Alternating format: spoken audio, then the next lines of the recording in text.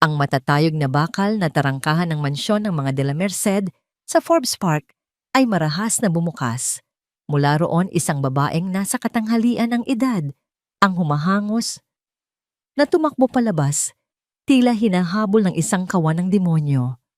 Ang kanyang mamahaling damit na sutla ay may mga gupit na tila ginawa ng gunting ng pang-isang bata. Ang kanyang buhok, na perpektong inayos kaninang umaga, ay puno na ngayon ng kulay berdeng slime na tumutulo sa kanyang balikat, at ang Hermes handbag na dala niya ay naglalaman ng mga buhay na bulate na gumagapang palabas. Impyerno. Impyerno. Ang bahay na to, sigaw niya sa security guard na nagmamadaling isara ang gate. Ang mukha nito'y kalmado na tila sanay na sa ganitong eksena. Kahit bayaran na niyo pa ako ng 1,000,000, hinding-hindi na ako babalik sa impyernong yan. Sa loob ng mansyon, mula sa bintana ng kanyang maluwag at tahimik na opisina sa ikalawang palapag, pinanood ni Gabriel de la Merced, 36 na taong gulang, ang buong pangyayari. Siya ang nagtatag at CEO ng Nexus Tech, isa sa pinakamalaking kumpanya ng teknolohiya sa Pilipinas. Ngunit sa mga sandaling iyon, ang kanyang anyo ay malayo sa isang bilyonaryong henyo. Ang kanyang mga mata ay pagod na papalibutan ng maitim na bilog. Ang kanyang mamahaling suit ay hindi maitago ang pangangalumpit ng kanyang mga balikat. Ika-37. Sa loob lang ng 2 linggo, bulong niya sa sarili habang ang kanyang mga mata ay napako sa isang malaking larawan sa kanyang lamesa. Isang larawan ng isang magandang babae na may maningning na ngiti, si Victoria, ang kanyang asawa, na pumanaw 1 taon na ang nakalipas matapos ang isang matapang na pakikipaglaban sa cancer. Anong gagawin ko, mahal ko, tanong niya. Sa larawan ang kanyang boses ay basag. Ang mga bata, hindi ko na sila maabot. Nagiging maliliit silang halimaw. Biglang tumunog ang kanyang telepono. Ito si Edwin, ang kanyang personal assistant. Sir Gabriel, sabi ng boses sa kabilang linya, may halong pag-aalangan. Tumawag po ang huling ahensya sa listahan. Officially blacklisted na po tayo sa lahat ng top-tier nanny agencies sa buong Metro Manila. Ang sabi nila, ang kaso raw po natin ay imposible at mapanganib. Napabuntong hininga ng malalim si Gabriel, hinilot niya ang kanyang sentido. So ubos na ang mga profesional na pagpipilian. Opo, sir. Pero may mungkahi po ako.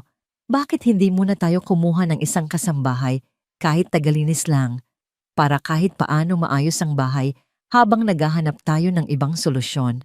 Sumilip si Gabriel sa bintana. Ang dating malinis at magandang hardin ay puno ng mga sirang laruan at nagkalat na damit, mga bakas ng huling laro ng kanyang kambal. Ang bahay na dati simbolo ng kanyang tagumpay ay tila isa ng war zone. Gawin mo yan, Edwin, sabi ni Gabriel. Ang boses ay nagpapakita ng pagsuko. Kumuha ka ng kahit sino na handang pumasok sa bahay na ito. Agad-agad, sa isang maliit ngunit malinis na bahay sa Tondo, naghahanda na si Luz Viminda Luz para sa mga kaibigan, para sa isa na namang mahabang araw. 25 taong gulang si Luz ay isang working student, naglilinis ng mga bahay sa umaga para tustusan ng kanyang pag-aaral ng psychology sa gabi. Pangarap niyang maging isang child psychologist. 4:30 pa lang ng umaga, gising na siya. Habang nagtitimpla ng kape, tumunog ang kanyang lumang ngunit matibay na cellphone. Numero ng ahensyang paminsan-minsan ay nagbibigay sa kanya ng dagdag na trabaho. Luz, may emergency service, sabi ng babae sa telepono. Isang mansyon sa Forbes Park. Triple ang bayad. Kailangan ng kliyente ng isang tao ngayon din. Nag-atubili si Luz. Ang Forbes Park ay napakalayo mula sa Tondo. Aabutin siya ng 3 sakay. Pero ang perang inaalok ay saktong pambayad sa matagal ng atraso sa kanyang tuition fee. Sige po, sagot niya. Paki-text na lang po ang address. Pupunta na ako. Hindi alam ni Luz na ang bahay na pupuntahan niya ay hindi lang basta marumi. Ito ay isang larangan ng digmaan. Ang anim na anak na babae ni Gabriel, bawat isa sa kanilang sariling paraan, ay ginawang sandata ang kanilang kalungkutan. Si Mariel ang panganay, sa edad na 12 ang utak ng lahat ng kaguluhan. Mula nang mamatay ang ina, isinumpa niyang walang sinumang babae ang papalit sa pwesto ni Victoria. Gagamitin niya ang kanyang talino para paalisin ang sinumang mangahas. Ang kambal na sina Bea at Pia, 6 na taong gulang ang kanyang mga tapat na sundalo. Sa kanilang mga maamong mukha ay nagtatago ang perpektong kooperasyon sa paggawa ng mga patibong mula sa mga pekeng gagamba hanggang sa pagkulong sa mga yaya sa loob ng aparador. Si Lara 10 taong gulang ay tahimik na nagdurusa. Ang dati makapal niyang buhok na laging tinitirintas ng ina ay manipis na ngayon resulta ng palihim niyang pagbubunot nito sa tuwing inaatake ng matinding pagkabalisa. Si Julia 9 na taong gulang ay madalas atakihin ng panic attacks, lalo na sa gabi. Ang kanyang mga sigaw, dahil sa bangungot tungkol sa ospital, ay gumigising sa buong kabahayan. Si Sofia 8 taong gulang ay bumalik sa pagkabata. Gabi-gabi siyang naiihi sa kama at itinatago ang basang kumot sa ilalim nito na nagdudulot ng amoy na walang sino man ang makatiis. At si Angela, ang bunso 3 taong gulang, ang pinakamasaklap ang sinapit. Natuto pa lang siyang magsalita nang magkasakit ang ina. Ngayon, tumanggi na siyang bumigkas ng kahit isang salita at halos hindi kumakain. Mula sa bintana ng sala, pinanood ng 6 na magkakapatid ang pagdating ng taxi. Bumaba mula rito ang isang payat na babae, nakasuot ng kupas na maong at puting t-shirt, may dalang gastadong backpack. Ang kulot niyang buhok ay nakatali lang sa isang simpleng bon. Heto na ang bagong biktima, bulong ni Mariel sa kanyang mga kapatid na sinuklian ng mahinang hagik-gik ng kambal. Sinalubong ni Gabriel si Luz sa kanyang opisina. Halos hindi niya maipaliwanag ang sitwasyon. Sinabi lang niyang kailangan ng bahay ng isang malalim na paglilinis at ang mga bata ay dumaraan sa isang mahirap na yugto. Ang sahod na inalok niya ay 3 beses sa karaniwang kinikita ni Luz sa kondisyon na magsisimula siya agad-agad. Nilinaw po sa akin ni Sir Edwin na tagalinis lang po ako, hindi po tagapag-alaga. Tama po ba kumpirma ni Luz? Nakakaramdam ng kakaibang bigat sa hangin. Oo, tama. May ibig kong sabihin meron kaming yaya, pero kinailangan niyang umalis. Nang biglaan sagot ni Gabriel, iniiwasan ng mga detalye. Kailangan ko lang na maibalik sa ayos ang bahay. Habang pumipirma si Luz sa kontrata, isang malakas na kalabog ang narinig.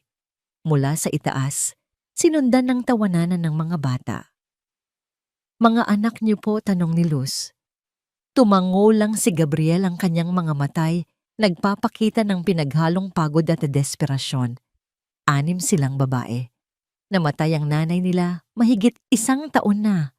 May kung anong kumirot sa puso ni Luz sa tono ng pananalita ni Gabriel. Alam niya ang sakit na yon. Sa edad na 15 nawala ang kanyang bunsong kapatid na si Ana sa isang sunog. Ang alaala ay masakit pa rin kahit 10 taon na ang nakalipas.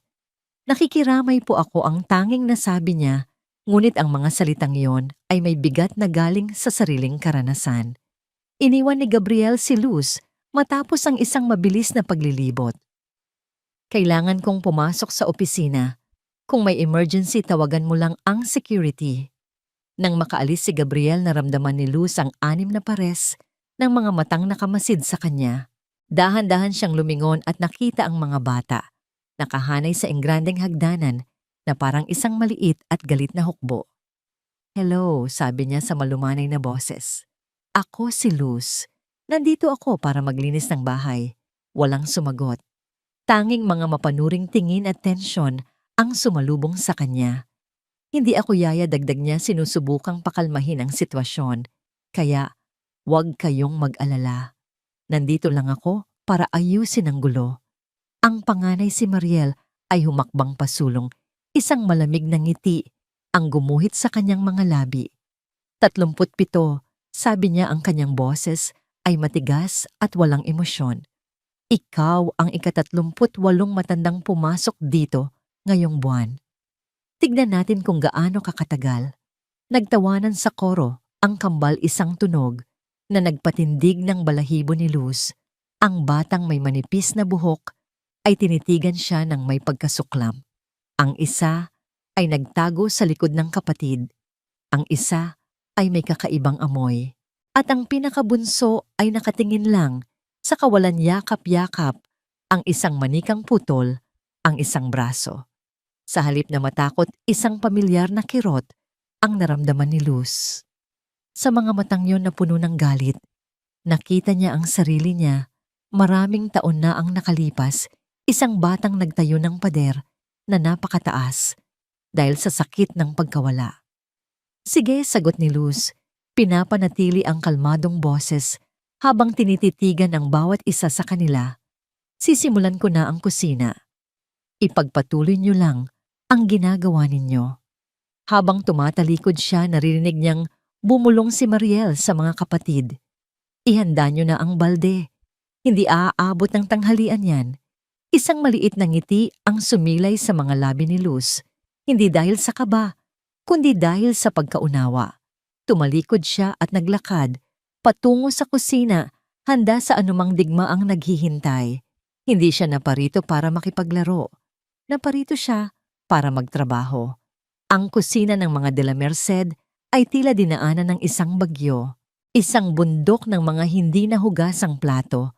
Ang nakatambak sa lababo ang sahig ay malagkit dahil sa mga natapong juice at pagkain, at ang amoy ng panis na gatas ay nangingibabaw sa hangin. Para sa 37 na unang yaya ito ay isang bangungot. Ngunit para kay Luz ito ay trabaho lamang. Isinuot niya ang kanyang guwantes na guma at nagsimula ng walang imik. Habang nagliligpit, napansin niya ang mga litratong nakadikit sa pinto ng malaking refrigerator. Mga larawan ni Victoria, isang masayang babae na may buhok na alon-alon. Yakap-yakap ang 6 na maliliit na bersyon ng kanyang mukha. Sa isang litrato, nasa dalampasigan sila, nagtatayo ng kastilyong buhangin.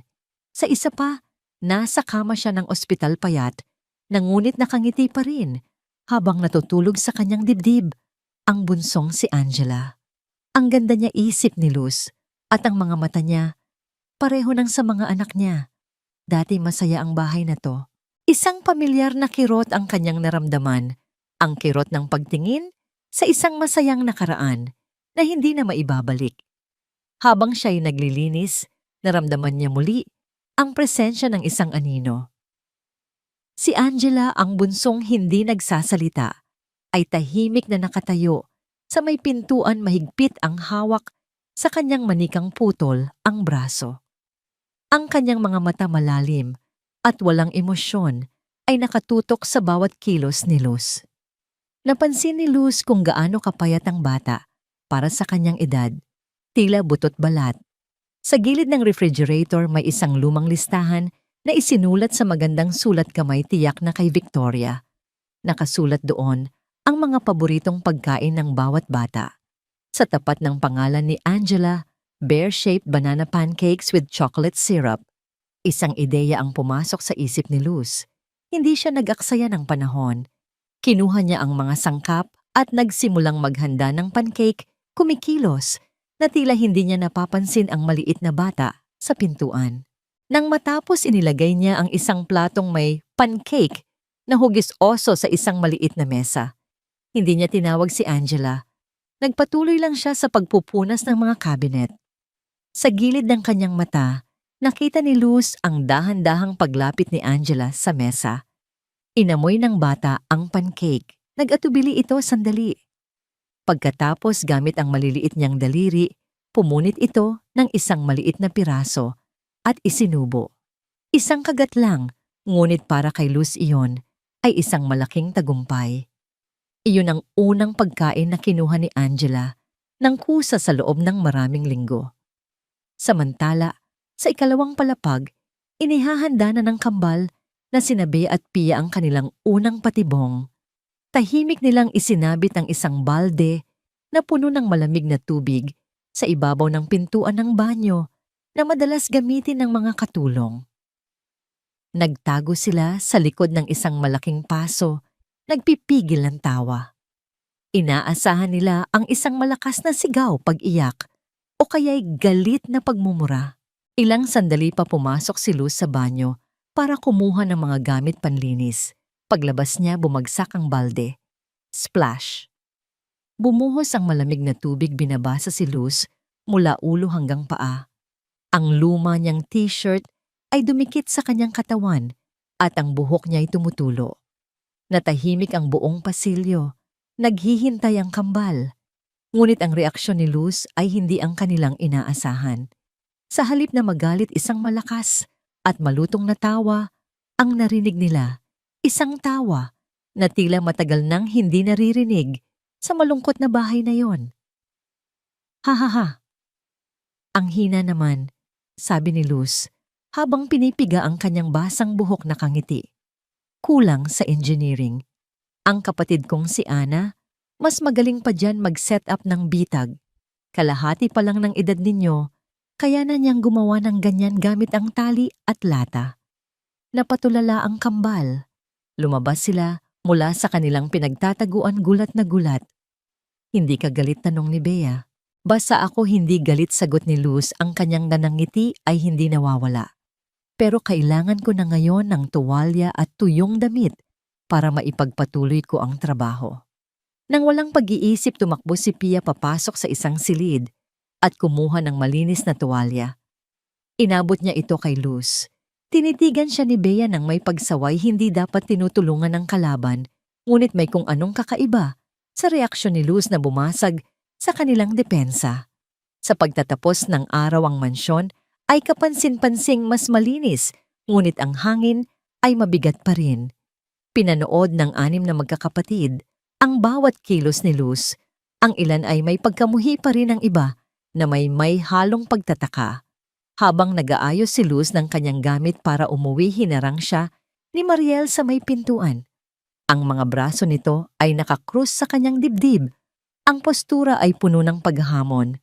Babalik ka pa bukas, tanong ng bata. Ang tanong ay tila isang utos na, huwag ka nang bumalik. Ngunit sa ilalim nito, may isang halos hindi marinig na tono ng pag-asa. Tinitigan ni Luz ang bata ng diretso sa mata. Sa likod ng galit at katigasan, nakita niya ang isang batang babaeng nasasaktan at natatakot. Oo, simpleng sagot ni Luz. 8:00 ng umaga. Nandito na ako. Huwag ka nang umasa, sabi ni Mariel. Walang tumatagal sa bahay na to. Isang malungkot na ngiti ang sumilay sa labi ni Luz. Lumapit siya ng isang hakbang at sa mahinang boses na sila lang ang nakakarinig, sinabi niya, kasi hindi pa sila nakakakilala ng isang taong kasing tibay ng sakit na nararamdaman nila.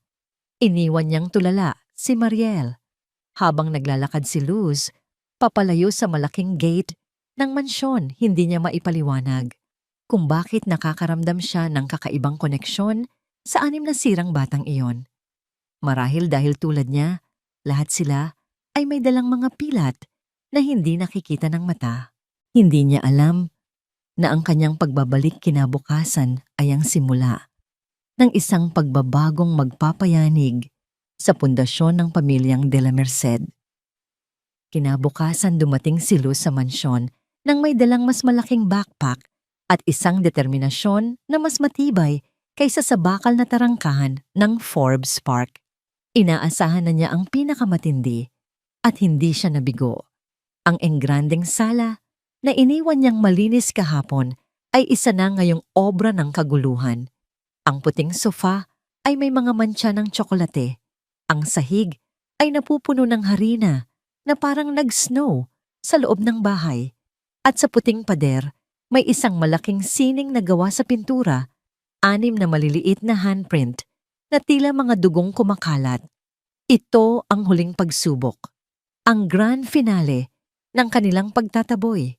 Nakatayo sa gitna ng sala ang 6 na magkakapatid, tila isang hurado na naghihintay sa hatol. Nasa unahan si Mariel, nakahalukip-kip ang kanyang mga mata, ay nanlilisik sa paghamon. Walang bakas ng gulat o galit sa mukha ni Luz. Inilapag niya ang kanyang backpack, kumuha ng isang pares ng guwantes na goma at nagsalita sa isang kalmadong boses. Mukhang marami tayong trabaho ngayon. Dito na ako magsisimula. Nagtaka ang kambal. Ang mapayapang reaksyon ni Luz ay wala sa kanilang plano. Inaasahan nila ang sigawan at pagwawala.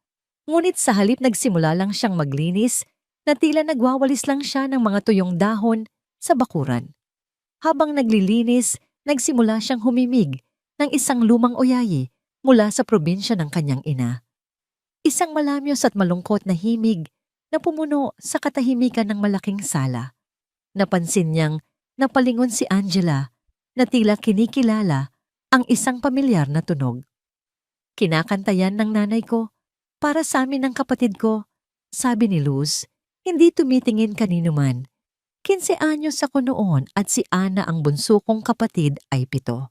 Ibinahagi niya ito ng walang drama na parang nagkukwento lang ng isang ordinaryong araw. Ang mga salitang iyon ay lumutang sa hangin, magaan ngunit imposibleng baliwalain.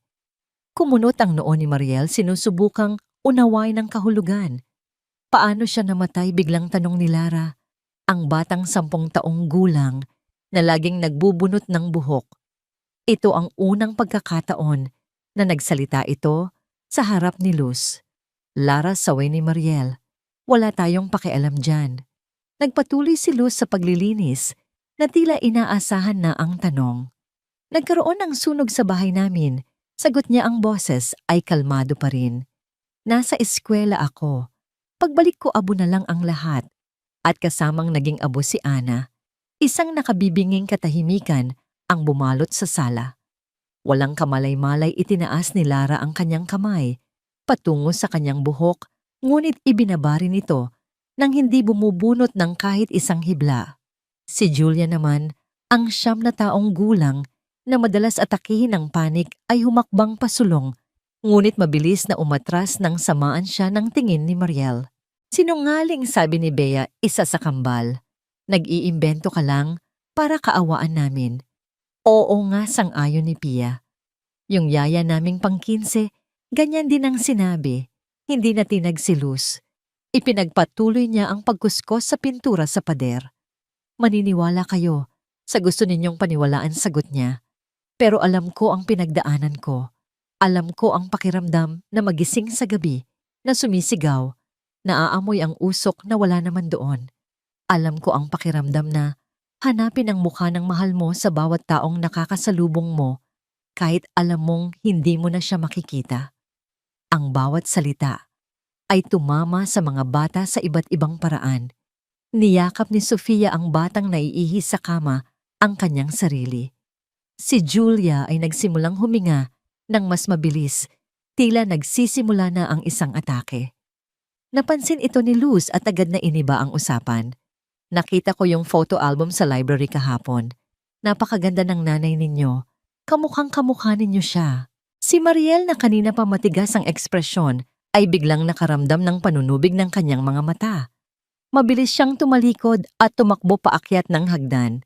Isa-isang sumunod ang kanyang mga kapatid, maliban kay Angela, na nanatili sa isang baitang ng hagdan, pinagmamasdan si Luz na magtrabaho. Pagtapos ng tanghalian, habang nililinis ni Luz ang kwarto ni Sofia, natagpuan niya ang mga basang kumot na maingat na itinago sa ilalim ng kama. Walang bakas ng pandidiri o galit sa kanyang mukha. Kinuha niya ito at isinama sa mga labahin. Paglingon niya, nakita niya si Sofia na nakatayo sa pintuan, ang mukha ay pula sa hiya at may mga luha sa kanyang mga mata. Pinagalitan ako ng huling yaya, sabi ng bata, ang boses ay halos pabulong. Hindi mo naman yan ginusto, sagot ni Luz habang tinutupi ang isang malinis na kumot. Alam mo ba, noong mas bata pa ako sa'yo, ganyan din ako. Natatakot kasi akong matulog mag-isa. Hindi ako takot mabilis na tanggi ni Sofia. Napapanaginipan ko lang minsan si Mommy sa ospital, tapos pagising ko basa na ako. Naiintindihan ko, sabi ni Luz. May ideya ako. Gabi-gabi mag-iiwan ako ng isang maliit na timba na may maligamgam na tubig at malinis na tuwalya sa banyo mo. Kapag nangyari ulit, pwede mo nang linisin ang sarili mo bago pa magising ang lahat. Sikreto nating dalawa. Isang liwanag ng ginhawa ang gumuhit sa mukha ni Sofia na tila isang mabigat na pasanin ang naalis sa kanyang mga balikat. Paglipas ng hapon, nakita ni Luz si Julia sa isang sulok ng pasilyo na kayuko at hirap huminga. Nakilala niya agad ang mga senyales ng isang panic attack. Siya mismo ay dumanas nito ng maraming beses. Sa halip na magtanong, umupo lang si Luz sa tabi ng bata, may sapat na distansya. 5 bagay na nakikita mo, sabi niya sa mahinahong boses. Napatingin sa kanya si Julia litong-lito. Isang laro ito na nakatulong sa akin, paliwanag ni Luz. 5 bagay na nakikita mo, 4 na bagay na nahahawakan mo, 3 bagay na naririnig mo, 2 bagay na naaamoy mo, at 1 bagay na nalalasahan mo. Nag-aalangan, sinubukan ni Julia. Kay kurtina, painting, pipinto, magaling. Ngayon 4 na bagay na nahahawakan mo. Nagpatuloy ang ehersisyo hanggang sa unti-unting bumalik sa normal ang paghinga ni Julia. Pagkatapos ang bata ay mukhang pagod, ngunit mas kalmado na. Sino nagturo sa'yo niyan? Yung psychologist ko. Pagkatapos mawala ng kapatid ko, sagot ni Luz. Natutunan nating mabuhay kasama ang sakit, hindi ito inaalis. Pagdating ni Gabriel sa bahay ng gabing iyon, isang hindi pamilyar na tanawin ang sumalubong sa kanya. Ang bahay ay malinis. Ang hangin ay may amoy ng bagong lutong adobo. At sa sala, nakaupo si Luz sa sahig, mahinang binabasahan ng libro si Angela na nakasandal sa kanya. Nagluto ka, tanong ni Gabriel, hindi makapaniwala. Sana po ayos lang. Napansin ko pong wala na kayong stock ng pagkain maliban sa frozen pizza. Hindi, ayos lang. Salamat, sabi niya, hindi mahanap ang tamang salita. Ilang buwan na siyang hindi umuwi sa isang tahanan na parang tahanan talaga. Bumalik siya buong araw, tanong ni Gabriel. Nang paalis na si Luz, tinutukoy si Mariel. Opo, sir. Magbabalik po ako bukas 8:00 kung ayos lang po sa inyo. Tumango si Gabriel, namamangha pa rin sa normalidad ng sitwasyon. Nang nasa may pinto na si Luz, tinawag niya itong muli. Luz, sabi niya, alam kong tagalinis lang ang usapan pero pwede bang ipagluto mo na rin ang mga bata araw-araw? Dadagdagan ko ang sahod mo. Nag-isip sandali si Luz. Ang dagdag na trabaho ay mangangahulugan ng mas kaunting oras para sa kanyang pag-aaral. Ngunit naalala niya ang mukha ni Angela habang kumakain ng pancake at ang ginhawa sa mga mata ni Sofia. Sige po, Sir Gabriel, sagot niya. Pero hindi po ako profesional na kusinera. Isang maliit na ngiti ang sumilay sa pagod na mukha ni Gabriel, ang unang totoong na ngiti na nakita ni Luz sa kanya. Pagkatapos ng ilang buwan ng pizza at dilatang pagkain kahit anong lutong bahay, ay isang malaking pag-unlad na. Habang papalayo ang taxi, naramdaman ni Luz ang mga tingin mula sa mga bintana. Ang digmaan ay hindi pa tapos, ngunit alam niyang may nabago na. Sa kauna-unahang pagkakataon, ang mga pader na itinayo ng 6 na batang de la Merced ay nagsisimula ng magkaroon ng mga bitak. At sa loob ng mansyon, sa kauna-unahang pagkakataon, sa loob ng 1 taon, naramdaman ni Gabriel ang isang maliit na kislap ng isang bagay na matagal na niyang kinalimutan pag-asa. 1 buwan ang lumipas. 1 buwan ng mabuhay, ngunit unti-unting nabubuong kapayapaan sa mansyon ng mga de la Merced. Ang dating malakas na sigawan ay napalitan ng mga mahinang usapan. Ang dating mga patibong ay napalitan ng mga proyektong sining ng kambal. Si Sofia ay 2 linggo nang hindi naiihi sa kama. Ang mga panic attack ni Julia ay dumalang. Si Lara ay mas madalas nang nakikitang hawak ang isang libro kaysa sa sarili niyang buhok. At si Angela, ang pinakatahimik sa lahat, ay nagsimula nang bumigkas ng mga salita tubig, salamat. At minsan, sa mahinang-mahinang boses Luz, si Mariel, ay nanatiling mapagmasid isang general na pinapanood ang kanyang hukbo na unti-unting sumusuko. Hindi na siya hayagang lumalaban, ngunit ang distansya ay naroon pa rin isang pader ng yelo na kahit si Luz ay hindi pa tuluyang natitibag. Isang hapon, habang tinutulungan ni Luz ang kambal sa kanilang pagguhit sa hardin, isang makintab na itim na Mercedes-Benz ang pumarada sa harap ng mansyon. Walang sino man ang nag-anunsyo ng pagdating nito. Mula sa sasakyan bumaba ang isang babae na tila reyna sa kanyang sariling kaharian. Nakasuot ito ng mamahaling puting damit, ang kanyang kulay pilak na buhok ay perpektong nakaayos at ang kanyang mga mata ay matalas na parang isang agila. Lola, sigaw ng kambal, sabay takbo para salubungin siya. Si Consuelo de la Merced, ang ina ni Gabriel, ay dumating. Niyakap niya ang kanyang mga apo, ngunit ang kanyang mga mata ay nilibot ang buong paligid, sinusuri ang bawat detalye hanggang sa tumuon ito kay Luz.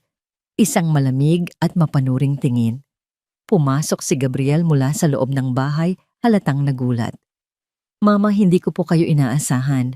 Kailangan pa ba ng imbitasyon para bisitahin ng isang lola ang kanyang mga apo? Sagot ni Consuelo. Ang boses ay matamis, ngunit may talim. Lumapit siya at hinalikan ang pisngi ng anak, ngunit ang kanyang mga mata ay nanatili kay Luz. At ikaw, sabi niya, siguro ikaw ang sikat na kasama na laging nababanggit sa akin ni Helena Alvarenga. Ang pagbanggit sa pangalan ng babae mula sa restaurant ay isang malinaw na mensahe. Tumayo si Luz at nagpakilala ng may paggalang. Luz Viminda po. Luz na lang po. Magandang hapon po, ma'am. Consuelo, pagtatama nito sa kanya, tila hindi nasisiyahan sa titulong ma'am. Tinitigan niya si Luz mula ulo hanggang paa, hindi man lang tinatago ang kanyang pag-insulto sa simpleng suot nito. Narinig ko ang mga himala na ginawa mo raw dito. Interesante. Ang salitang himala ay binitiwan na may kasamang sarkasmo na tanging si Luz at Gabriel lang ang nakapansin. Sa mga sumunod na oras, naging anino ni Luz si Consuelo. Pinanood niya kung paano maghanda ng merienda si Luz. Pinunan niya ang dami ng asukal sa juice. Kinuwestiyon niya ang librong binabasa ni Luz para kay Angela. Tila bawat kilos ni Luz ay dumadaan sa isang mikroskopyo. Habang naghahanda ng hapunan si Luz, pumasok si Consuelo sa kusina at umupo sa isang mataas na upuan, pinagmamasdan siya. Alam mo, iha, simula ni Consuelo, ang pamilyang ito ay may reputasyong dapat pangalagaan. Ang mga de la Merced ay isa sa mga haligi ng lipunan. Ang mga batang yan ay lalaki sa isang mundo na may matataas na inaasahan. Naiintindihan ko po, sagot ni Luz, nagpatuloy sa paghiwa ng gulay. Talaga ba, tanong ni Consuelo? Dahil sa nakikita ko isang dalaga mula sa tondo ang nagpapatakbo ng pamamahay na ito. Walang tamang pagsasanay, walang karanasan sa aming mundo. Ang aking mga apo ay kailangan ng isang taong magtuturo sa kanila ng tamang asal, hindi isang taong magtuturo sa kanila kung paano mabuhay sa kahirapan. Tinutulungan ko lang po silang malampasan ang kanilang kalungkutan, mahinang sagot ni Luz. Ang kalungkutan ay isang bagay na dapat harapin ng may dignidad, sabi ni Consuelo. Hindi sa pamamagitan ng paglalaro sa putik o pagguhit sa dingding. Kailangan nila ng disiplina, hindi ng kung sino-sinong tagapag-alaga na kinakaawaan sila. Bago pa man makasagot si Luz, pumasok si Mariel sa kusina. Ang kanyang mukha ay sumaya nang makita ang lola. Lola, dito na po kayo matutulog, tanong niya. Oo, apo. Dahil mukhang kailangan ng bahay na ito ng isang tunay na de la Merced, sagot ni Consuelo habang binibigyan ng isang makahulugang tingin si Luz. Ang hapunan ng gabing iyon ay puno ng tensyon. Si Gabriel ay nasa isang dulo ng mahabang lamesa, si Consuelo sa kabila tila dalawang hari sa magkaibang kaharian. Si Luz ay nakaupo kasama ng mga bata, sinusubukang panatilihin ang normalidad. Mariela po, kamusta na ang pag-aaral mo ng French, tanong ni Consuelo, sinisiguradong maririnig ng lahat. Okay naman po, Lola. Medyo nahihirapan po sa pronunciation, sagot ni Mariel. Ganyan talaga. Ang wika at kultura ay mahalaga. Iyan ang naghihiwalay sa atin sa mga ordinaryong tao. Sabi ni Consuelo, ang kanyang mga mata ay sumulyap kay Luz. Pagkatapos bumaling siya kay Luz. At ikaw, Luz Viminda, anong kurso ang kinukuha mo? Sa Kolehiyo Psychology po, sagot ni Luz. Psychology, sabi ni Consuelo na may ngiti. Isang napaka-interesanteng kurso para sa mga taong maraming problema. Inilapag niya ang kanyang kubyertos. Nagtataka lang ako, Ricardo, sabi niya, bumaling kay Gabriel. Sa dami ng mga world-class na therapist sa bansa, bakit ka kumuha ng isang estudyante pa lang? Hindi ba't parang paglalagay iyon ng isang apprentice para mag-opera sa isang pasyenteng may malubhang sakit na mula ang mukha ni Gabriel? Mama, si Luz ay may koneksyon sa mga bata na hindi nagawa ng sinumang profesional. Koneksyon o simpleng kawalan ng mga alituntunin ganti ni Consuelo. Madaling magustuhan ng mga bata ang isang taong hinahayaan silang gawin ang lahat ng gusto nila. Hindi na nakasagot si Luz. Naramdaman niya ang mga tingin ng lahat, lalo na ang kay Mariel na tila sinasabi, sinabi ko na sa'yo. Naramdaman niya ang pader sa pagitan nila ni Mariel na muling tumataas at kumakapal. Pagkatapos ng hapunan, habang nagliligpit si Luz, nilapitan siya ni Mariel. Ang apoy ng paglaban sa mga mata nito ay muling nagliliyab mas maliwanag kaysa dati pinalakas ng gasolinang ibinuhos ng kanyang lola. Narinig mo si Lola, sabi ni Mariel. Ang kanyang boses ay malamig at matigas. May mga bagay na hindi mo maiintindihan. Ang pamilya ang pangalan ng dugo. Hindi ka nabibilang dito. Pinunasan ni Luz ang kanyang mga kamay at hinarap ang bata. Mariel, ang lola mo. Ang lola ko ay tama, putol ni Mariel. Isa ka lang katulong na pinalad. Pero ang swerte na uubos din. Humakbang siya palapit, ang kanyang mukha ay ilang pulgada na lang mula kay Luz. Hindi ka kailanman magiging bahagi ng pamilyang ito. Sa mga salitang iyon, tumalikod si Mariel at iniwan si Luz na nakatayo sa gitna ng malaking sala. Pakiramdam niya ay mas nag-iisa siya kaysa noong unang araw na tumapak siya sa bahay na yon. Ang kapayapaang pinaghirapan niyang buuin sa loob ng isang buwan ay gumuho sa loob lamang ng ilang oras. Ang reyna ay dumating at sa kanyang pagdating, muling idineklara ang digmaan. Sa kabila ng pananatili ni Consuelo sa mansyon, may mga sandaling tila bumabalik ang kapayapaan. Napapansin ni Gabriel ang maliliit na pagbabago. Isang tunay na ngiti mula kay Laura, isang kwento mula kay Julia, isang yakap mula sa kambal. At sa likod ng bawat isa sa mga ito, nakikita niya si Luz. Isang gabi, matapos masigurong tulog na ang mga bata, nilapitan ni Gabriel si Luz sa kusina. Ang tensyon na dala ni Consuelo ay tila isang ulap na nakabitin sa kanilang lahat. Luz, sabi ni Gabriel, ang kanyang boses ay mahina, ngunit seryoso. Kailangan nating mag-usap tungkol sa progreso ng mga bata.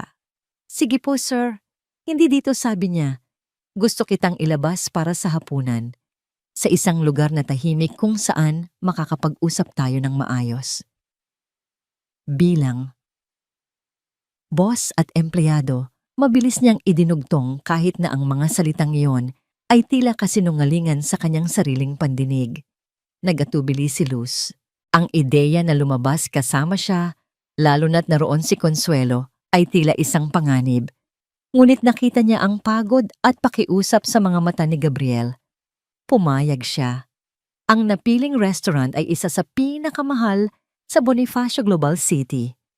Kumikinang ang mga chandelier, ang mga kubyertos ay pilak, at ang bawat panauhin ay nakasuot ng damit na nagkakahalaga ng buong sweldo ni Luz sa isang taon. Pumasok si Luz, suot ang kanyang pinakamagandang damit, isang simpleng kremang bestida na binili niya mula sa isang ukay-ukay para sa kanyang huling kaarawan. Agad niyang naramdaman ang mga mapanuring tingin. Pakiramdam niya ay Isa siyang maya na napadpad sa pugad ng mga agila. Napakaganda mo, bulong ni Gabriel. Nang maupo sila, napapansin ang kanyang pagkailang.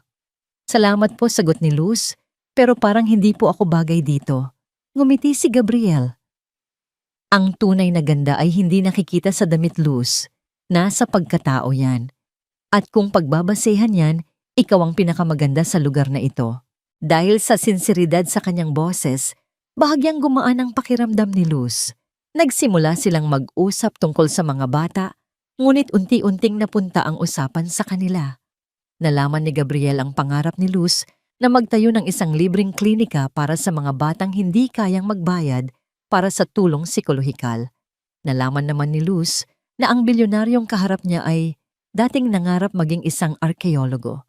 Gusto kong hukayin ang mga nawawalang sibilisasyon, kwento ni Gabriel, isang kislap ng kabataan ang lumitaw sa kanyang mga mata. Pero kailangan kong maging praktikal, kailangan kong kumita.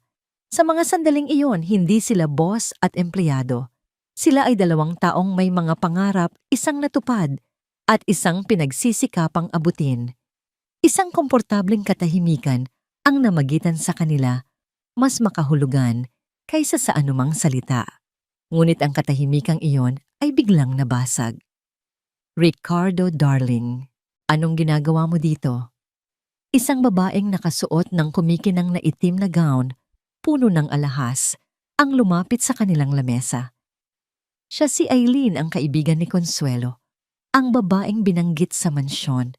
Tumayo si Gabriel, ang kanyang nangiti ay pilit.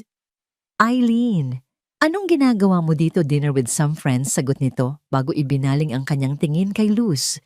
Tinitigan niya si Luz mula ulo hanggang paa, isang tingin na puno ng paghamak. At sino naman itong kaibig-ibig mong kasama? Ang salitang kaibig-ibig ay binitiwan na may halong pangiinsulto. Siya si Luz Viminda Oliveira, sagot ni Gabriel, may diin sa bawat salita. Ang therapeutic companion ng mga anak ko. Oo. Ang himala worker, sabi ni Eileen na may sarkastikong ngiti. Ang estudyante pa lang. Di ba how very progressive of you, Ricardo? Bumaling si Eileen kay Luz. So anong pakiramdam, iha, na iwanan ang tondo para makikain sa ganitong lugar? Hindi nakasagot si Luz. Pakiramdam niya ay sinampal siya. Eileen, that's enough, Maring, sabi ni Gabriel. Oh, I'm just making conversation. Pagtatanggol ni Eileen sa sarili habang kumukuha ng isang baso ng red wine mula sa isang dumadaang waiter. Relax, Ricardo. Anyway, I just wanted to say hi. At sa isang kilos na tila sinadya, ngunit pinalabas na aksidente, iwinasiwas ni Eileen ang kanyang kamay. Splash! Ang matingkad na pulang alak ay bumuhos sa kremang bestida ni Luz. Isang malaking pulang mantsa ang kumalat sa dibdib nito na tila isang sariwang sugat. Natahimik ang lahat sa paligid. Oh my goodness, I'm so clumsy, sigaw ni Eileen. Ang kanyang pagkukunwaring gulat ay halatang halata. Tumingin siya sa mantsa. Naku, pasensya na talaga. Sana matanggal pa yan. Mukha pa namang manipis ang tela. Humagikgik siya. Baka mas mahal pa ang mantsa ng alak kaysa sa damit mo. Iyon na ang huling patak. Nanigas ang panga ni Gabriel. Ang kanyang mga mata ay nag-aapoy sa galit. Walang salitang lumabas sa kanyang bibig. Kalmado niyang inilabas ang kanyang wallet, kumuha ng ilang libong piso, at inilapag ito ng marahas sa lamesa. Tumayo siya at hinawakan ng kamay ni Luz. Tara na, sabi niya sa isang boses na mababa, ngunit puno ng awtoridad. Hinarap niya si Eileen, ang kanyang mukha ay walang emosyon. Hindi aksidente ang ginawa mo, Eileen. At simula ngayon, hindi na kita kaibigan. Walang lingon-likod, hinila niya si Luz palabas ng restaurant. Iniwan si Eileen na nakatulala at ang buong restaurant na nagbubulungan. Sa loob ng sasakyan, ang katahimikan ay mas mabigat kaysa sa anumang sigaw. Pinunit nito ang hangin sa pagitan nila. Si Luz ay nakatingin lang sa bintana. Pinipigilan ang mga luhang nagbabadyang tumulo. Luz, patawarin mo ako. Basag ni Gabriel sa katahimikan. Umiling si Luz, hindi pa rin tumitingin sa kanya. Hindi niyo po kasalanan. Kasalanan ko. Hindi dapat kita dinala doon. Sa wakas lumingon si Luz at sa kanyang mga mata nakita ni Gabriel ang isang sakit na mas malalim pa sa kahihiyan, hindi tungkol sa damit. Gabriel, sabi niya sa unang pagkakataon ay tinawag siya sa kanyang pangalan nang walang sir. Ang kanyang boses ay nanginginig, hindi tungkol sa alak. O kay Aileen, itinuro niya ang kanyang sarili. Pagkatapos ay itinuro siya. Ito ang dahilan kung bakit hindi pwede. Ang mundo mo at ang mundo ko. Hindi sila magtatagpo ng walang masasaktan. Tumingin siya, samaman siya sa kanyang damit. At sa tuwing magtatangka tayong paglapitin sila ako ang laging mamantsahan. Walang naisagot si Gabriel. Dahil sa kaibuturan ng kanyang puso, alam niyang nagsasabi ng isang masakit na katotohanan si Luz. Ang pagtatanggol niya kanina ay isang panalo sa isang laban, ngunit inilantad nito ang isang digmaang hindi niya sigurado kung paano ipapanalo. Ang gabi ng insidente sa restaurant ay nag-iwan ng isang malalim na lamat sa relasyon ni Gabriel at Luz. Nagkaroon ng isang hindi nakikitang pader sa pagitan nila. Professional, magalang, ngunit malamig. Ang lahat ng init at pag-asa na nagsisimulang umusbong ay natabunan ng malamig na katotohanan ng kanilang magkaibang mundo. Ang pagbabagong ito ay hindi nakaligtas sa matalas na mga mata ni Mariel. Nakita niya kung paano iiwasan ni Luz ang tingin ng kanyang ama. Nakita niya ang pilit ng ngiti sa mga labi ng kanyang ama.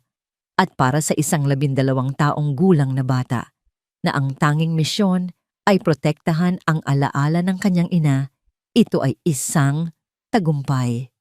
Ngunit ang tagumpay ay may kasamang lason. Ang kanyang lola, si Consuelo, ay patuloy na bumubulong sa kanyang tainga.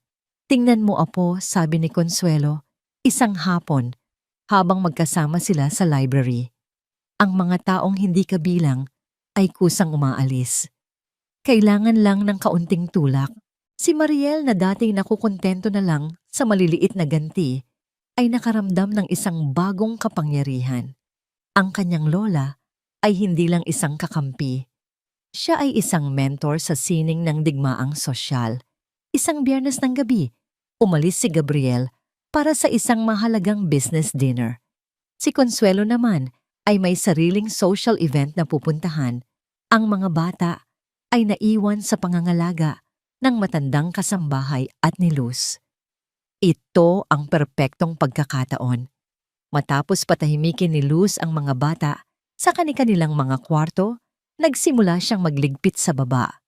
Ngunit sa itaas isang lihim na pagpupulong ang nagaganap.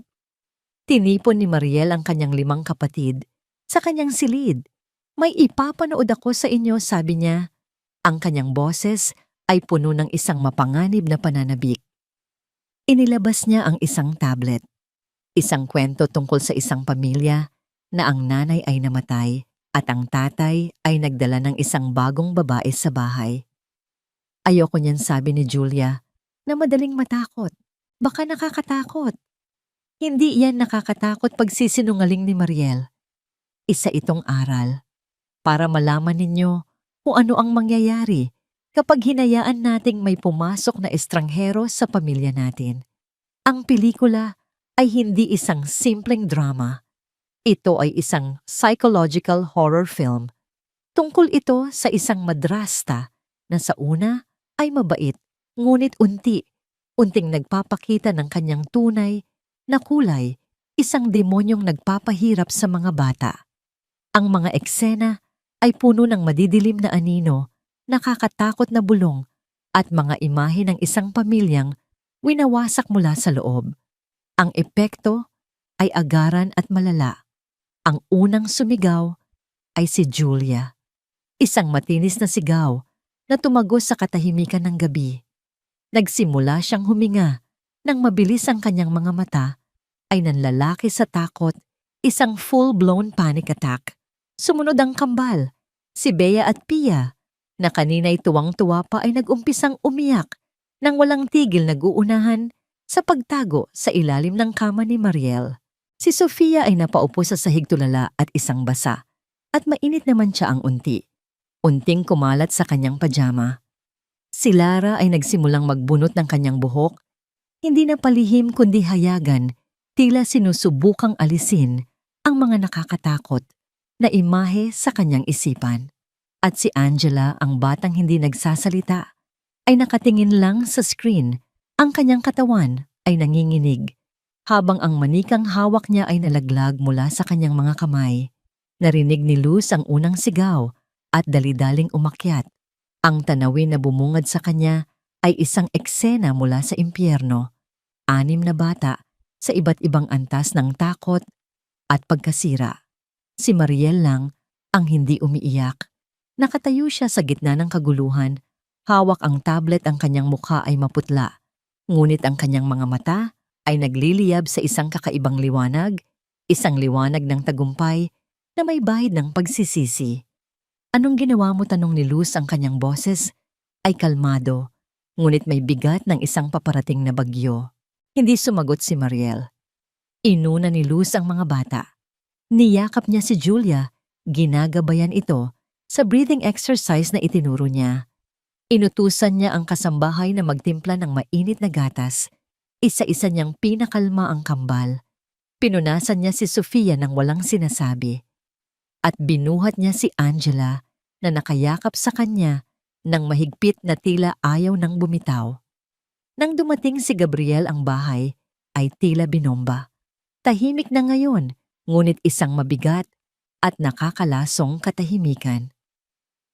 Naabutan niya si Luz sa sala, karga-karga ang natutulog na si Angela, habang ang ibang mga bata ay magkakasamang natutulog sa isang malaking kutsyon sa sahig, tila mga sundalong pagod sa digmaan. Anong nangyari? Tanong ni Gabriel. Ang kanyang boses ay puno ng pag-aalala. Ikinuwento ni Luz ang lahat. Walang paghuhusga, inilahad lang niya ang mga katotohanan. Puno ng galit at hindi makapaniwalang sakit, pinuntahan ni Gabriel si Mariel sa kanyang kwarto. Naabutan niya itong nakaupo sa kama, nakatingin sa kawalan. Bakit, Mariel? Tanong ni Gabriel. Ang kanyang boses ay nanginginig sa pinipigilang galit. Bakit mo sinaktan ang mga kapatid mo? Tumingin si Mariel sa kanyang ama. Ang mga mata ay tuyo, ngunit puno ng akusasyon dahil abala ka sa pakikipag-date mo. Sigaw niya, ang kanyang boses ay basag. Nasa isang mamahaling restaurant ka, kasama niya, habang si Mommy ay 1 taon pa lang napatay. Habang kami nag-iisa dito. Hindi kami nagde-date, sigaw pabalik ni Gabriel. At kahit na totoo pa yan, anong karapatan mong gamitin ang mga kapatid mo para parusahan ako? Hindi ikaw ang pinaparusahan ko, ganti ni Mariel. Pinoprotektahan ko sila. Mula sa kanya, mula sa mga tulad niyang papalit kay Mommy. Walang papalit sa Mommy ninyo. Talaga tumayo si Mariel, ang kanyang maliit na katawan ay nanginginig sa galit. Kung ganon, bakit mo siya tinititigan na parang siya ang araw at mga bituin? Bakit kang ngumingiti ulit? Nakalimutan mo na ba si Mommy? Nakalimutan mo na ba kung gaano tayo kasaya bago siya nawala? Ang bawat salita ay tila isang punyal na tumutusok sa puso ni Gabriel. Sa sobrang galit at sakit, isang bagay ang lumabas sa bibig ni Gabriel na hindi niya inaasahan. Sa tingin mo ba, gugustuhin ng Mommy mo na makita kang nagiging isang halimaw? Na sinasaktan mo ang sarili mong mga kapatid dahil sa sarili mong pagiging makasarili? Natigilan si Mariel. Ang kanyang mukha ay tila sinampal. Ang galit sa kanyang mga mata ay napalitan ng isang malalim na sakit. Bumagsak siya sa kanyang kama at sa unang pagkakataon ng gabing iyon, nagsimula siyang umiyak, isang iyak na puno ng kalungkutan, galit at pagkalito.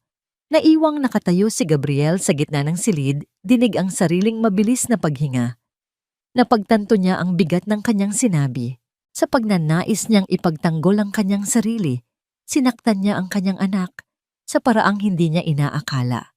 Bumaba siya at nakita si Luz na nagbabantay pa rin sa mga bata. Ang kanilang mga mata ay nagtagpo. Walang salitang namutawi, ngunit sa tingin na yon, isang masakit na katotohanan, ang kanilang pinagsaluhan ang sugat ng pamilyang ito ay mas malalim at mas malala kaysa sa kanilang inaakala. Kinabukasan ng mansyon ay binalot ng isang nakabibinging katahimikan. Ang mga bata ay hindi lumabas ng kanilang mga silid. Si Gabriel ay nagkulong sa kanyang opisina at si Luz ay naglinis ng isang bahay na parang isang musoleo. Pumasok siya sa kwarto ni Mariel para kumuha ng mga labahin. Inaasahan niyang sasalubungin siya ng galit, ngunit ang nakita niya ay isang batang nakahiga sa kama, nakatalukbong ng kumot, hindi gumagalaw. Mariel, tawag ni Luz, walang sagot.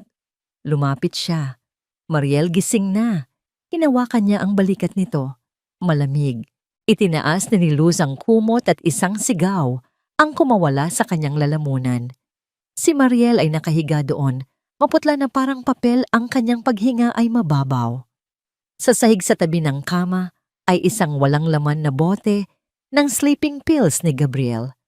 Ang sigaw ni Luz ay tila isang punyal na humiwa sa nakabibinging katahimikan ng mansyon. Bumagsak ang lahat ng lakas sa kanyang mga tuhod. Si Mariel ang matapang at palaban na si Mariel ay nakahandusay sa sahig. Ang kanyang balat ay kasing putla ng kanyang puting kumot. Ang kanyang paghinga ay halos hindi maramdaman. Sa tabi niya ang walang laman na bote ng sleeping pills ay tila isang maliit na lapida. Narinig ni Gabriel ang sigaw at tumakbo paakyat na hindi pa nararanasan sa buong buhay niya. Nang makita niya ang eksena, ang kulay ay nawala sa kanyang mukha.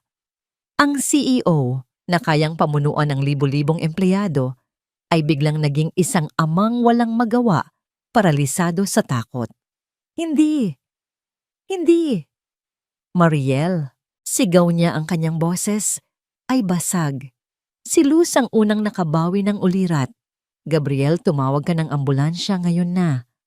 Ang kanyang boses, bagamat nanginginig, ay may diin at awtoridad na gumising kay Gabriel mula sa kanyang pagkakatulala.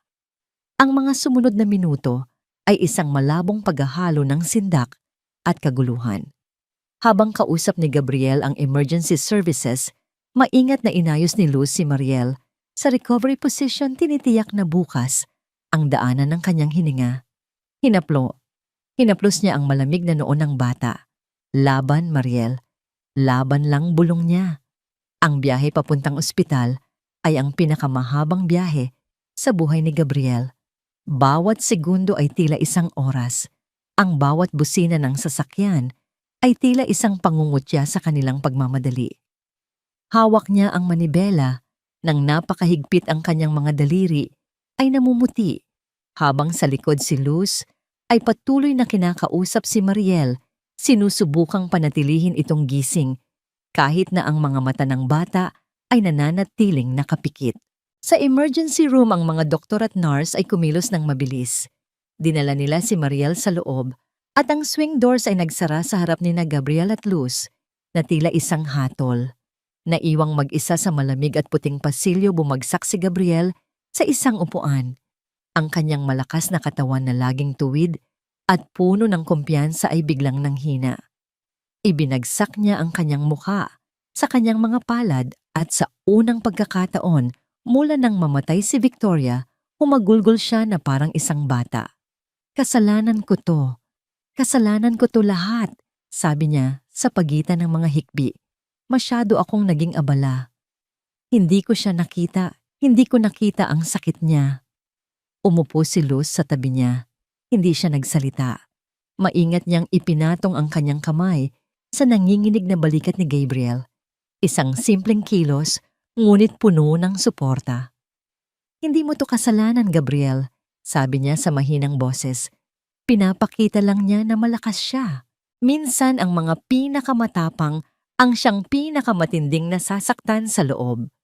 Bago pa man makasagot si Gabriel, isang malakas at makapangyarihang presensya ang dumating, si Consuelo de la Merced, na natanggap ang balita mula sa isang kasambahay, ay pumasok na tila isang bagyo ang kanyang mukha, ay isang maskara ng galit at pag-aalala.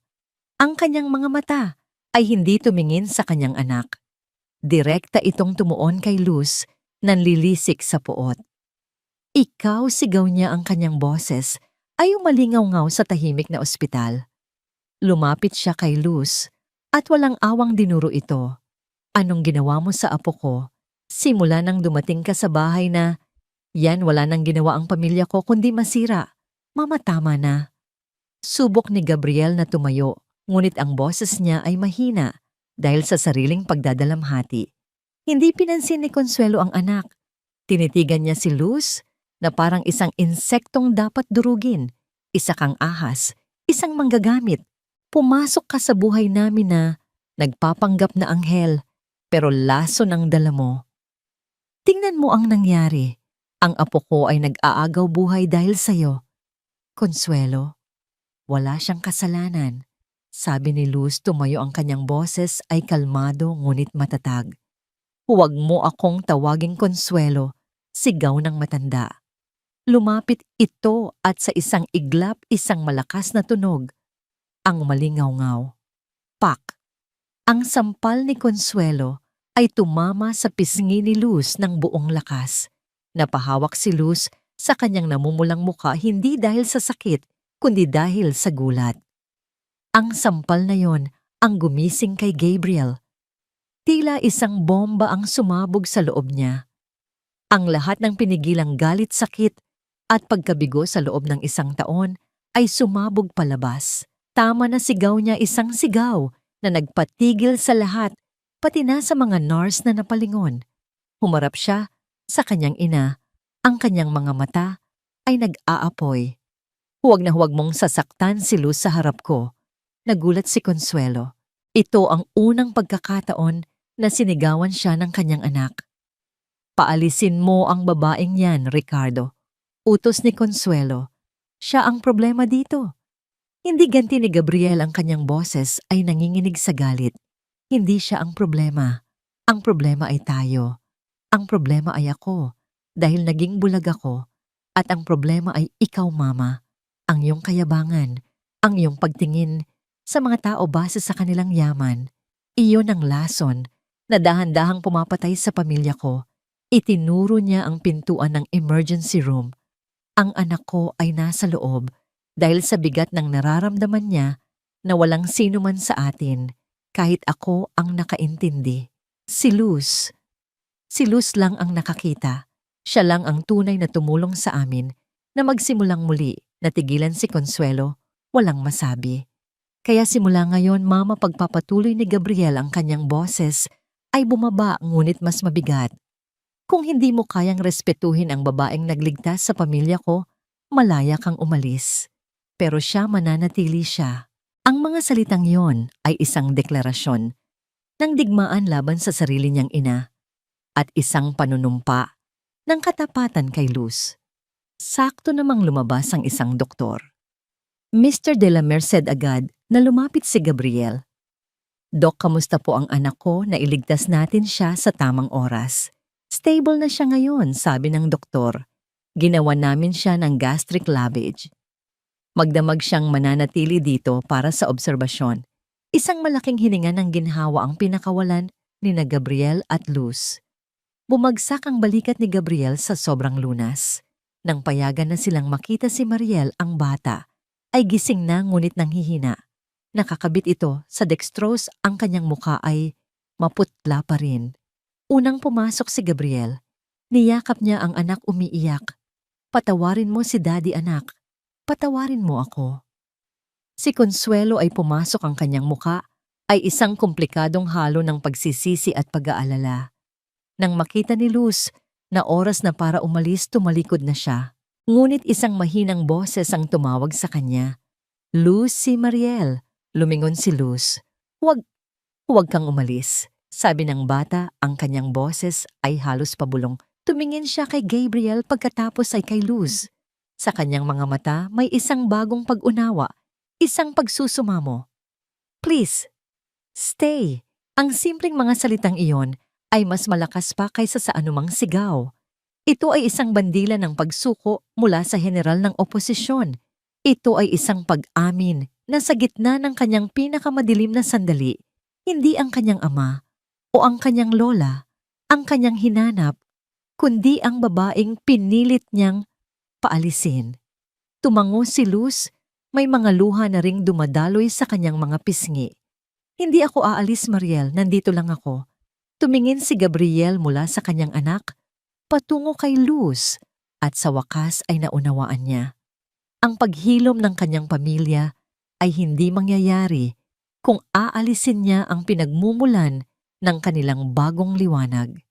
Sa sulok tahimik na pinanood ni Consuelo ang lahat, walang salitang lumabas sa kanyang bibig, ngunit sa kanyang mga mata, ang apoy ng galit ay napalitan ng isang malamig at nakalilitong liwanag. Natalo siya. At sa unang pagkakataon sa kanyang buhay, hindi niya alam kung ano ang susunod na gagawin.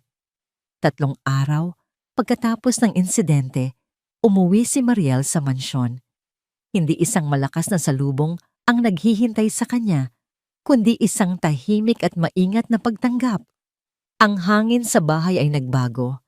Ang dating tensyon ay napalitan ng isang marupok na pag-iingat na para bang lahat ay naglalakad sa ibabaw ng manipis na salamin, takot na mabasag muli ang kapayapaan. Ang kanyang mga kapatid, ang unang sumalubong sa kanya. Naghanda ang kambal ng isang welcome home banner na gawa sa lumang karton at krayola. Nag-bake si Sofia ng medyo sunog na cookies gamit ang isang recipe na itinuro ni Luz. Inayos ni Julia ang lahat ng paboritong stuffed animals ni Mariel sa kanyang kama. Tumugtog si Lara ng isang simpleng himig sa piano at inabutan siya ni Angela ng isang guhit isang bahaghari sa ibabaw ng isang bahay kung saan lahat ng 6 na stick figures ay magkakahawak kamay. Si Mariel na laging matigas at palaban ay napaluha sa simpleng mga gestong yon. Niyakap niya ang kanyang mga kapatid isa-isa, isang yakap na mas mahigpit at mas makahulugan kaysa sa dati. Nananatili si Consuelo sa mansyon, ngunit ibang Consuelo na ang kanilang kasama. Ang reyna ay tila nawalan ng korona. Siya ay tahimik mapagmasid, at sa unang pagkakataon, tila nag-aalangan. Pinapanood niya kung paano alagaan ni Luz ang kanyang mga apo, kung paano nito binibigyan ng espasyo si Mariel, kung paano nito pinapanatili ang isang aura ng kalmado sa gitna ng isang marupok na sitwasyon. Isang hapon, habang nagpapahinga ang mga bata, nakita ni Consuelo si Luz sa hardin, nag-aayos ng mga materyales para sa isang aktibidad, mga clay pintura at malalaking papel. Maari ba akong umupo rito? Tanong ni Consuelo. Ang kanyang boses ay formal. Ngunit wala na ang dating talim. Siyempre po, sagot ni Luz. Umupo si Consuelo sa isang silyang bakal, pinapanood amayapood ang mga inihahanda ni Luz. Ano ang plano mo dyan? Isang art therapy session, paliwanag ni Luz. Isang paraan para mailabas nila ang kanilang nararamdaman tungkol sa nangyari kay Mariel nang hindi kailangang magsalita. Kumuha si Consuelo ng isang piraso ng clay. Pinipisil-pisil ito sa kanyang mga palad na napapalibutan ng mamahaling singsing. Isang kakaibang pamamaraan. Noong panahon ko ang mga mahihirap na damdamin ay itinatago, hindi ginagawang figurin. At epektibo po ba yon? Mahinang tanong ni Luz. Isang mapait na ngiti ang sumilay sa labi ni Consuelo. Siyempre hindi. Kaya nga puno ang mundo ng mga henerasyong hindi marunong humarap sa sarili nilang emosyon. Ang pagiging prangka ni Consuelo ay ikinagulat ni Luz. Pinanood kita sa mga nakaraang araw. Pagpapatuloy ni Consuelo, ang kanyang mga mata ay nakatuon sa malayo sa bagong tanim na cherry blossom tree na plano ni Gabriel. Dapat kong aminin ang iyong pamamaraan. Kahit gaano pa ito ka-alternatibo ay nagdudulot ng resulta. Hindi ko pa kailanman nakita si Mariel na ganito kabukas tungkol sa kanyang nararamdaman. Iyon na ang pinakamalapit sa isang papuri na narinig ni Luz mula sa matanda. Alam mo iha, sabi ni Consuelo, ang kanyang boses ay biglang naging mas mahina. Nang mamatay ang aking asawa, ang ama ni Ricardo, halos ganito rin ang ginawa ko. Hindi kasing grabe ng kay Mariel, pero may mga linggong uminom ako ng mas maraming pampatulog kaysa sa inireseta para lang hindi ko maramdaman ang sakit. Walang nakakaalam kahit si Ricardo. Natigilan si Luz sa pag-amin na yon.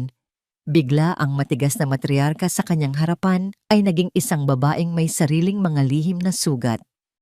Ngayon, habang pinagmamasdan ko si Mariel, sabi ni Consuelo, naiisip ko na marahil kung mas maayos kong hinarap ang sarili kong sakit, mas natulungan ko sana ang anak ko at ang mga apo ko nang mawala si Victoria. Sa wakas na intindihan ni Luz. Ang galit ni Consuelo ay hindi lang tungkol sa pagiging mayaman o mahirap. Ito ay tungkol sa takot-takot na makita ang kanyang pamilya na muling masaktan sa paraang alam niyang hindi niya kayang ayusin.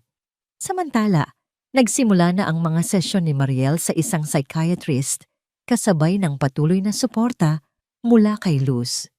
Ang pinakamalaking pagbabago ay ang pagbagsak ng kanyang mga pader. Sa isa sa kanilang mga usapan sa hardin, habang nakaupo sila, malapit sa puno isang pag-amin ang binitiwan ni Mariel. Narinig ko kayo noong gabing iyon, sabi niya, hindi tumitingin kay Luz. Ikaw at si Papa, sa veranda, pagkatapos ng insidente sa pelikula. Naghihintay lang si Luz. Narinig ko nang sinabi mong hindi ka pwedeng maging para sa kanya dahil kami-kaming mga anak niya ang dapat mauna mo. Tumingin si Mariel kay Luz. Wala pang gumawa niyon para sa amin. Lahat ng ibang babae mas interesado sila kay Papa sa pera niya sa bahay na ito. Walang tunay na nagmalasakit sa amin.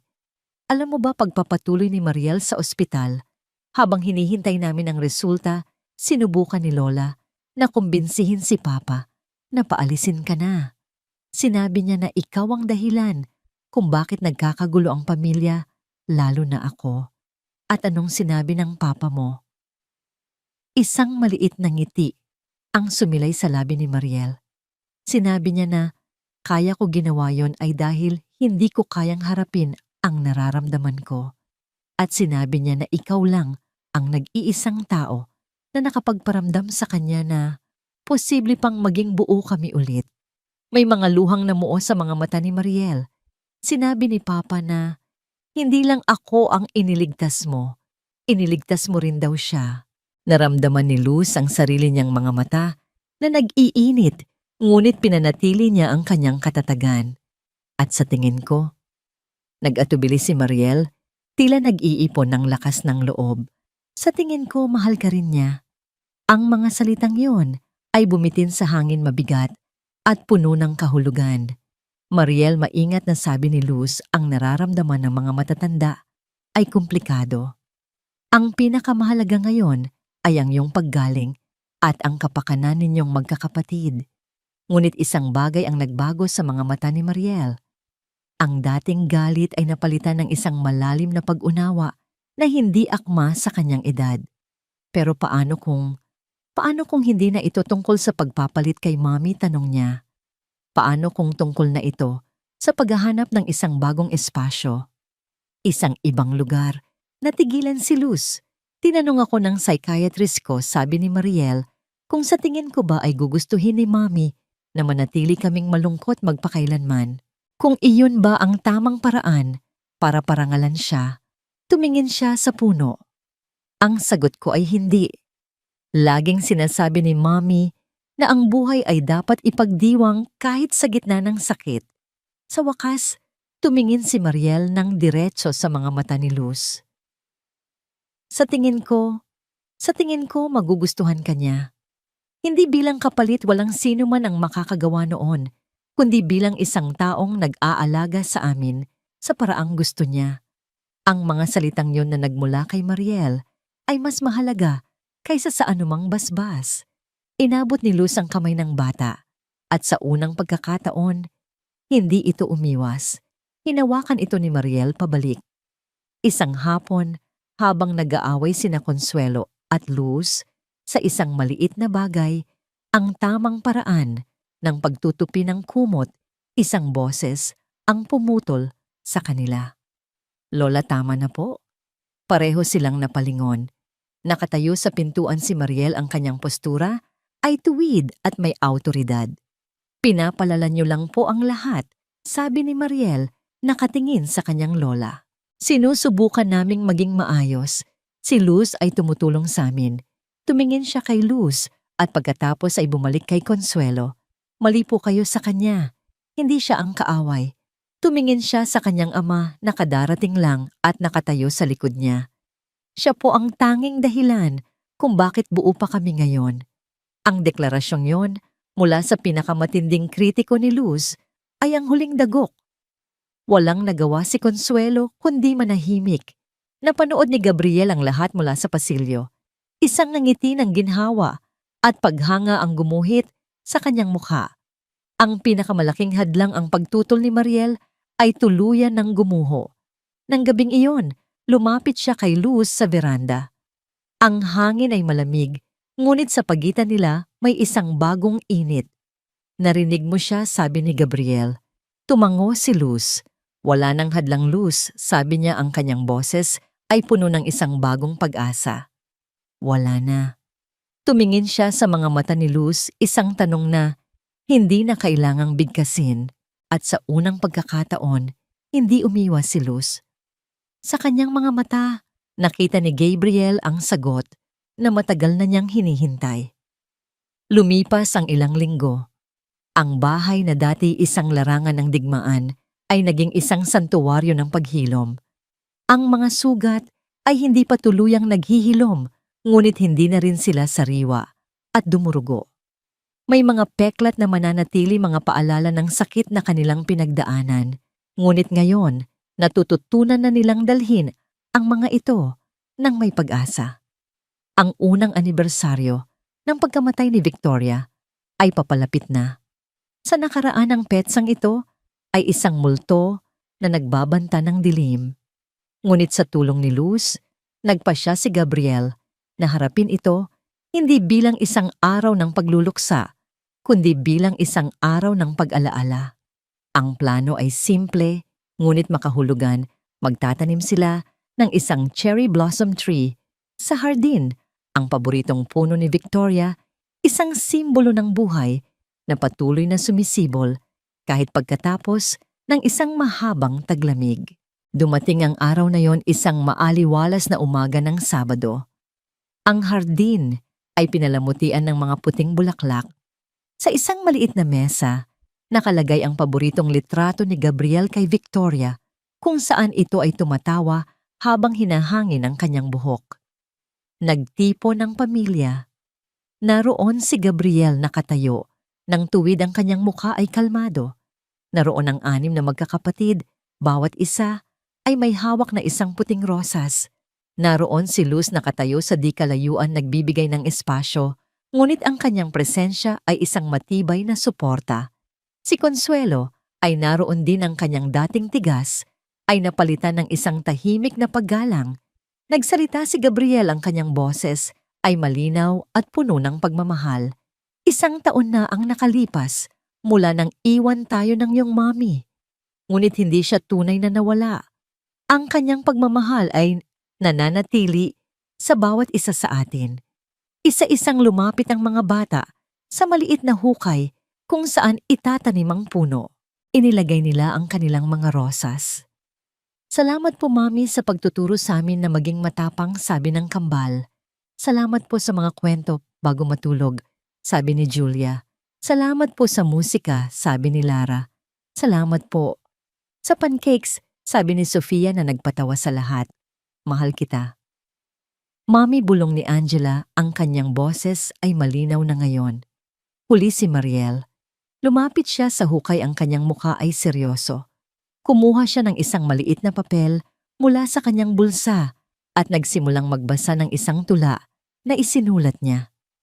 Ang isang bituin ay nawala sa kalangitan, ngunit ang liwanag niya'y hindi mapapantayan. Sa bawat bulaklak na sa hardin ay sisibol ang alaala mo, Mami. Sa puso'y mananatili hindi tututol. Walang tuyong mata sa hardin. Niyakap ni Gabriel ang kanyang panganay, isang yakap na puno ng pag-unawa at pagmamalaki. Pagkatapos, magkakasama nilang itinanim ang puno ang kanilang mga kamay ay naghahalo sa lupa, isang simbolo ng kanilang pagkakaisa sa gitna ng kalungkutan. Matapos ang seremonya habang ang mga bata ay naglalaro sa di-kalayuan at si Consuelo ay nakikipag-usap sa kasambahay, nilapitan ni Gabriel si Luz. "Samahan mo ako," sabi niya, at dinala siya sa isang bangko sa ilalim ng isang malaking puno ng akasya, malayo sa pandinig ng iba. Naupo sila sa katahimikan, pinapanood ang mga batang naghahabulan sa damuhan. Ang mga tawa nila ay tila musika na muling pumuno sa hardin. "Mayroon akong isang panukala para sa'yo." Luz, simula ni Gabriel, ang kanyang boses ay seryoso. Isang profesional na panukala. Tumingin sa kanya si Luz, nagtataka. "Maraming beses mong nabanggit na pangarap mong tulungan ang mga batang hindi kayang magbayad para sa tulong psikolohikal," sabi ni Gabriel. "Gusto kong punduhan ang isang klinika, isang libreng sentro para sa mga bata mula sa mahihirap na komunidad. At gusto kong ikaw ang maging direktor nito kapag nakapagtapos ka na." Natigilan si Luz. Ang alok ay napakalaki, napakabigat. Hindi siya makapagsalita. "Tatawagin natin itong Victoria Center," pagpapatuloy ni Gabriel.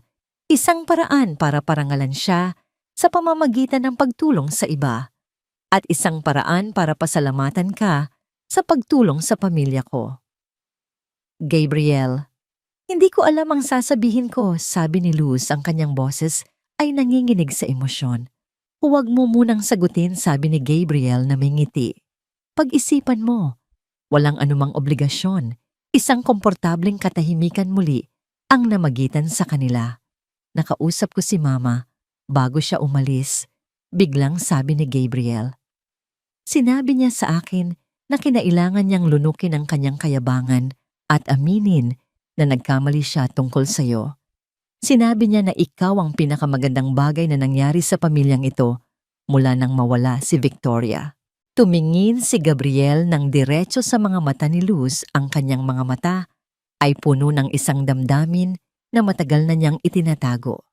At sinabi rin niya na oras na para tigilan ko na ang pagtatago sa likod ng aking pagluluksa at aminin kung ano talaga ang nararamdaman ko. Humakbang siya palapit. Inabot niya ang kamay ni Luz. Ang kanyang palad ay mainit at matatag. "Luz, mahal kita," sabi niya, ang bawat salita ay malinaw at walang pag-aalinlangan. Hindi bilang kapalit ni Victoria. "Mahal kita dahil sa kung sino ka, dahil sa iyong katatagan, sa iyong kabutihan, at dahil ipinakita mo sa akin kung paano muling mabuhay." Napuno ng luha ang mga mata ni Luz. "Alam kong komplikado ito," pagpapatuloy ni Gabriel. "Alam kong marami tayong pagkakaiba, pero handa akong harapin ang lahat ng iyon kasama ka." Bago pa man makasagot si Luz, isang maliit na boses ang pumutol sa kanila. Papa si Angela. Tumakbo ito palapit sa kanila, may dalang isang maliit na bulaklak ng gumamela. "Para sa iyo, Ate Luz," sabi ng bata. Inaabot ang bulaklak kay Luz. Kinuha ito ni Luz at niyakap ang bata. "Salamat, Angela." Sunod-sunod na lumapit ang ibang mga bata na tila naramdaman ang kahalagahan ng sandaling iyon. Umupo si Sofia sa tabi ni Luz, isinandal ang kanyang ulo. Ang kambal ay tumayo sa harapan nila, nakangiti. Si Lara at Julia ay sumandal sa kanilang ama. At sa huli, lumapit si Mariel. Tumayo siya sa harap nilang dalawa. Ang kanyang mukha ay seryoso, ngunit kalmado. Tumingin siya kay Luz. Ang kanyang mga mata, na dati puno ng galit, ay puno na ngayon ng isang malalim na pag-unawa. "Mananatili ka ba sa amin?" tanong ni Mariel. Ang tanong ay simple, ngunit ang kahulugan nito ay malawak. Hindi lang ito isang tanong kung mananatili si Luz sa bahay. Ito ay isang tanong kung handa siyang manatili sa kanilang buhay. Tumingin si Luz sa 6 na magkakapatid, sa kanilang mga mukhang puno ng pag-asa. Tumingin siya kay Gabriel na naghihintay sa kanyang sagot. Hindi bilang kapalit ni Mommy, paglilinaw ni Mariel ang kanyang boses ay matatag, kundi bilang si Luz. Isang ngiti ang sumilay sa mga labi ni Luz, isang ngiti na nagmula sa kaibuturan ng kanyang puso. Ito na ang basbas na hinihintay niya. Oo, sagot niya, ang kanyang boses ay puno ng emosyon. Kung gugustuhin ninyo, gusto namin sabay-sabay na, sabi ng mga bata. Sa ilalim ng puno ng akasya sa tabi ng bagong tanim na cherry blossom tree, isang bagong pangako ang nabuo.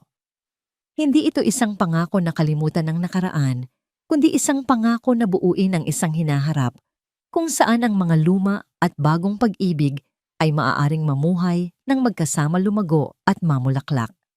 6 na buwan ang lumipas na tila isang iglap. Sa araw ng pagtatapos ni Luz sa kolehiyo, habang tinatawag ang kanyang pangalan para tanggapin ang diploma na may karangalan, isang malakas na hiyawan ang umalingaw-ngaw sa buong auditorium. Hindi ito mula sa kanyang mga kamag-anak mula sa probinsya na hindi nakadalo, kundi mula sa isang pamilyang kanyang binuo mula sa mga basag na piraso. Sa gitna ng mga manonood, nakatayo si Gabriel, ang kanyang muka ay puno ng pagmamalaki.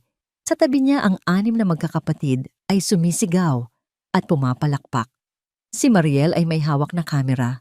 Ang kambal ay iwiwinawagayway ang isang maliit na banner na may nakasulat na "Congrats Ate Luz, our favorite psychologist."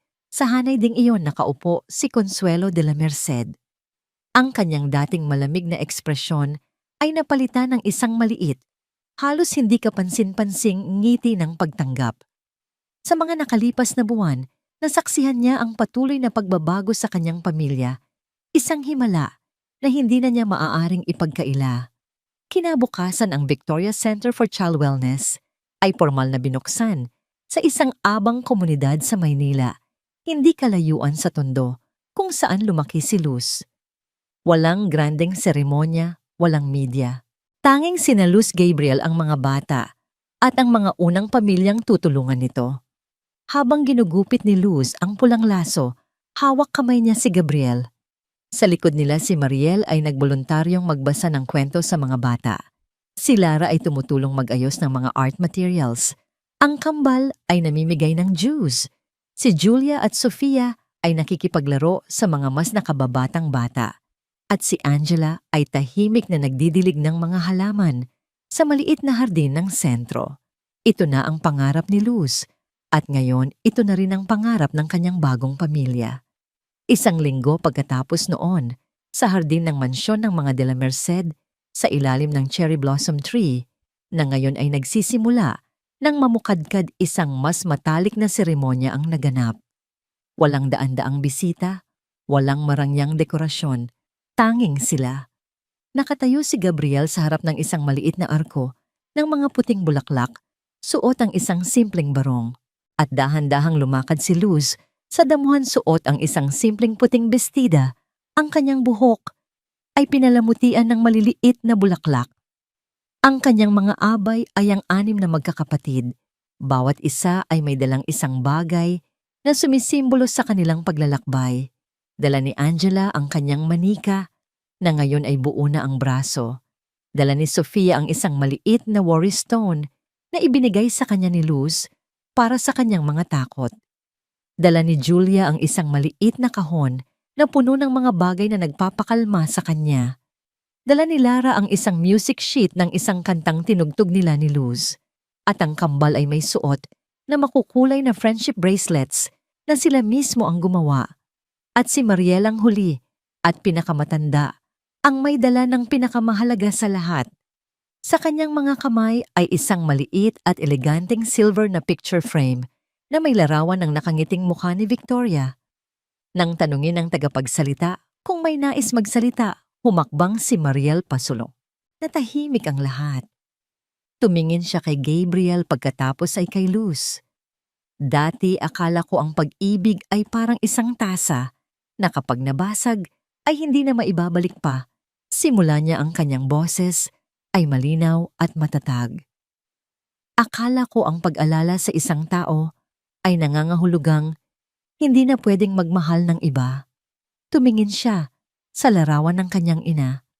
Pero itinuro sa amin ni Mommy na magmahal.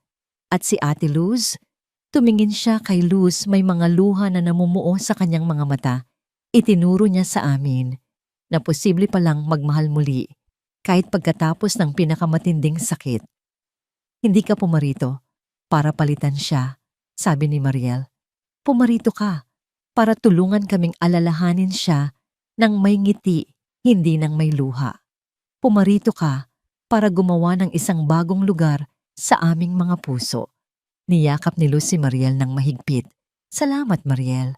Sa kanilang mga panata, si Gabriel ay nangako hindi lang kay Luz, kundi sa 6 na bata. Nangako siyang magiging isang mas mabuting ama, isang amang nakikinig at umuunawa. At si Luz sa kanyang panata ay tumingin sa bawat isa sa 6 na magkakapatid. Hindi ko kayo mga anak at hindi ko susubukang maging ang inyong ina. Si Victoria ay laging magiging ina ninyo. Sabi niya, ang kanyang boses ay puno ng emosyon. Pero ipinapangako ko na magiging kaibigan ninyo ako, magiging gabay ninyo, at sa mga araw na madilim ipinapangako kong magiging liwanag ninyo, ang inyong Luz. Nang halikan ni Gabriel si Luz, ang mga maliliit na rosas na talulot mula sa cherry blossom tree ay nagsimulang mahulog sa paligid nila na parang isang banayad na ulan ng pagpapala. 2 taon makalipas.